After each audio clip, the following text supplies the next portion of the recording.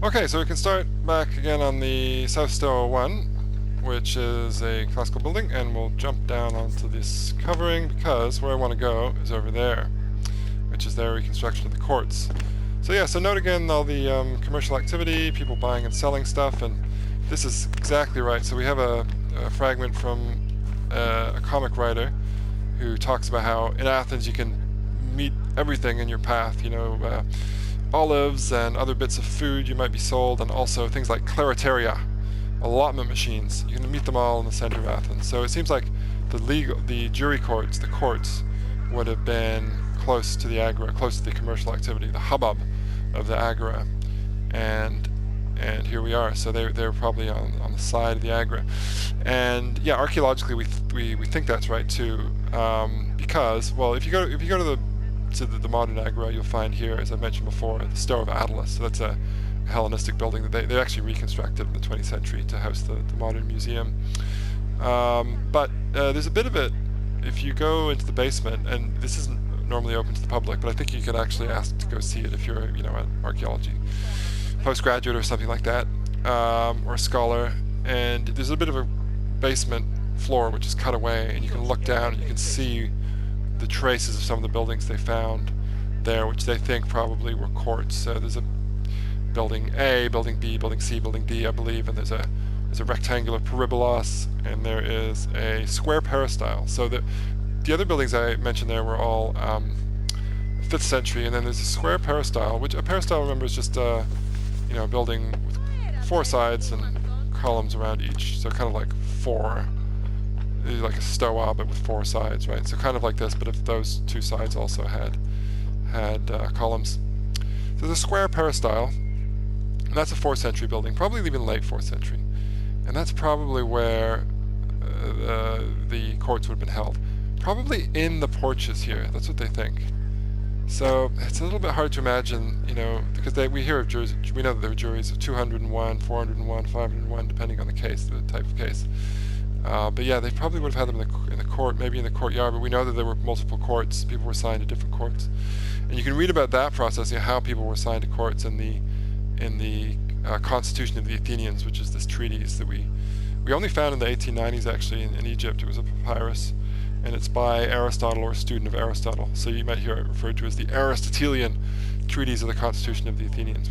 Because people are hedging their bets, they don't want to say it's definitely by Aristotle or definitely by a student of Aristotle, but it came out of Aristotle's school, the Lyceum. Anyway, so that text, it's all about how the Athenian Constitution works, and near the end of it, there's a description of how people would have been, how citizens would have been allocated to these courts. And of course, this is another thing that in Athens, juries are selected by lot. And so at the beginning of the year, there's a group of 6,000 who get sworn in. Literally, they have to swear an oath, the dicastic oath. Dicastes is a juror, hence the name. And you basically swear to try the cases according to the laws of Athens, and where there's no relevant law, you do it according to what you think is just, or what is just. Yeah, and they would have used these cleristeria that I mentioned at the beginning, these allotment machines.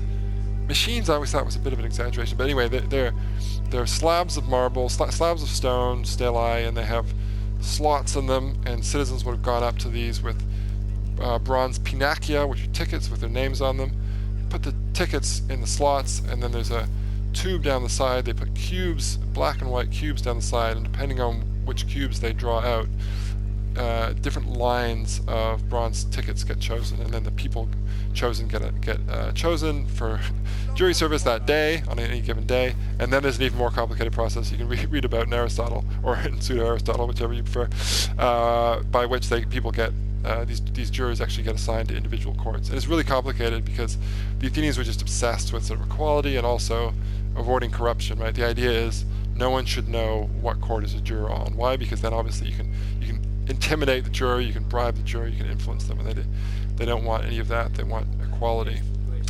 So probably the most famous trial to be tried here is the Trial of Socrates. I mean, you can also read the orators, right? There's tons of speeches that have survived: Demosthenes, Aeschines, Isocrates, Isaias. A lot of Isaias' legal speeches have to do with inheritance, and a few others. And some of those guys, we also have speeches that they make in the council and the assembly, but a lot of them in the courts. So you can read those, but probably the most famous trial is the Trial of Socrates. Yeah, so that's in 399.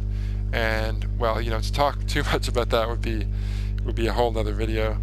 But I'll just keep it short and sweet and say that, you know, if you want to read about that, of course, we have these really interesting sources. Plato's account of Socrates' speech, known as the Apology. This is Socrates' defense speech, known as the Apology. You know, apology meaning defense speech in ancient Greek, why we get words like apologetics, you know, like Christian apologetics, kind of thing that C.S. Lewis wrote. So kind of defense of something doesn't mean that Socrates stood up and said, "I'm really sorry," right? Yeah, we'll talk about we could talk about that maybe in a completely different video. But basically, you know, it's one of these big questions about Athenian history. Were the Athenians right to do what they did to Socrates? I think probably not. I mean, after all, they executed him. But it's a little bit more complicated than just a philosopher getting persecuted for his views. Of course, they indict him on charges of introducing new gods and corrupting the youth. Meletus, Anytus, and Lycon bring those charges. But there's also the whole context of this war, right? This Peloponnesian War. The Peloponnesian War that this game is set in. After the Spartans win, they bring in an oligarchy. It becomes the 30 tyrants, who aren't very nice, as the name might suggest. Of course, the name the Athenians gave them. They prescribed citizens, you know, they executed people who got in their way.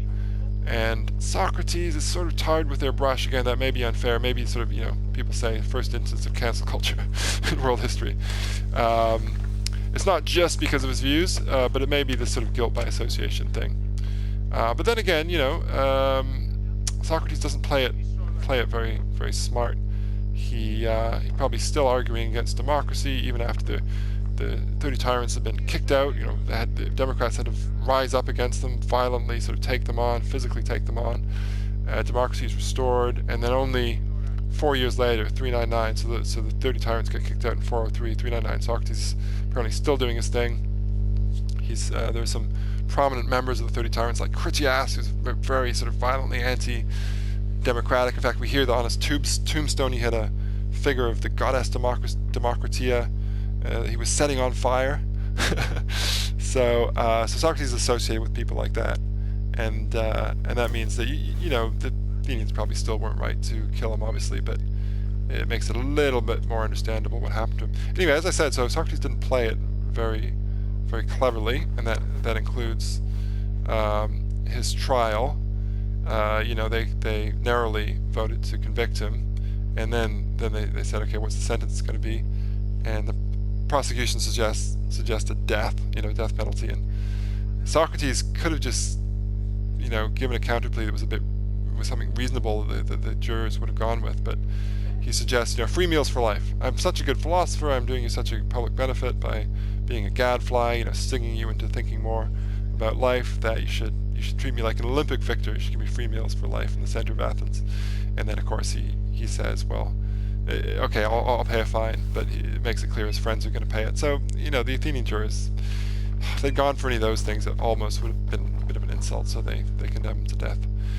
Okay, and where do they take him? Well, I'm actually going to stop this video now. Well, I might have to split it into two.